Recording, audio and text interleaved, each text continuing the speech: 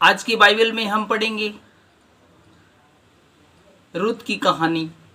ये कहानी जो है वो एक सास बहू की एक महान कहानी है, जिसमें हम देखते हैं कि विपरीत से विपरीत परिस्थितियों में भी एक जवान बहू ने, एक विधवा बहू ने अपनी बूढ़ी सास का साथ नहीं छोड़ा। तो आइए शुरू करते हैं।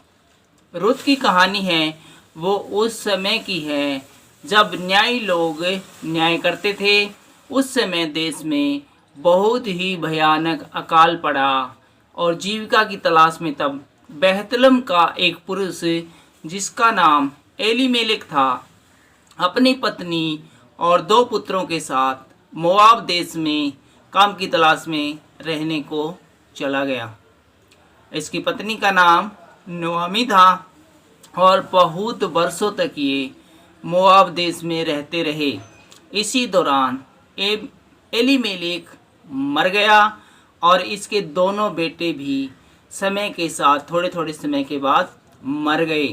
10 साल और जब मोआब में रहते हुए इनके खुद के देश में अकाल समाप्त हो गया, तो नोआमी वापस अपने देश में लौटने को चली और अपनी दोनों बहुओं से कहा, तुम अपने अपने मायके लौट जाओ।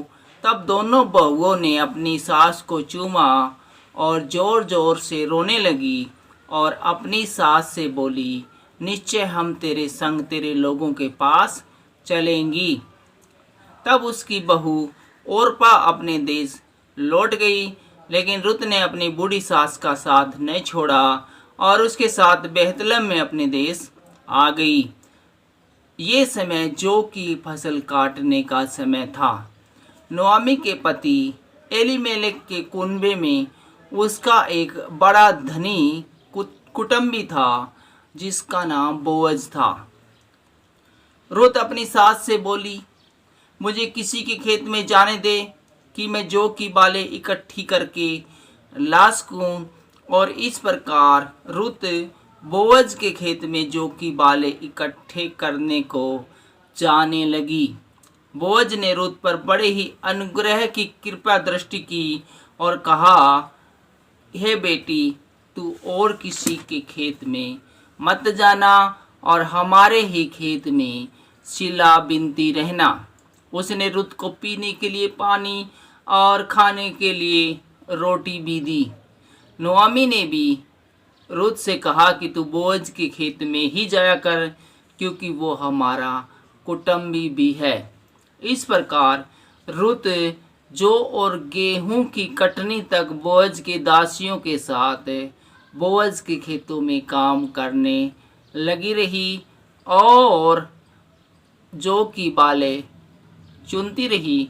और इस दौरान वो लगातार अपनी सास के साथ रहते हुए उसकी देखरेख करती रही। और आगे हम देखते हैं कि अपनी सास की सलाह के अनुसार रुत है वो बोअज के खलिहान में एक रात बोअज के नज़दीक जाकर सो जाती है।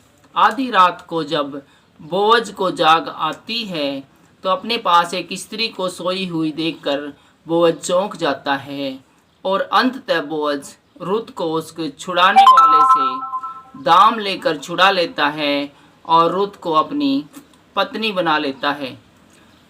समय बीतने पर हम देखते हैं कि रुत को एक पुत्र भी उत्पन्न होता है जिसका नाम ओबेद रखा जाता है।